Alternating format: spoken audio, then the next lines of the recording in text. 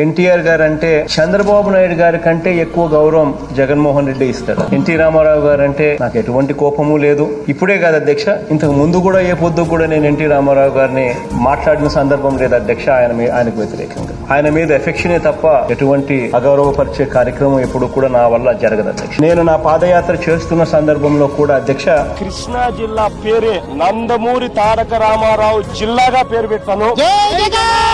ఇక విజయవాడ కేంద్రంగా ఎన్టీఆర్ పేరిట కొత్త జిల్లాను ఏర్పాటు చేయడం పట్ల హర్షం వ్యక్తమవుతోంది. ఇచ్చిన మాటను నిలబెట్టుకున్నారంటూ సీఎం జగన్ ని అభినందనలతో ముంచెత్తారు మంత్రులు, ఎమ్మెల్యేలు.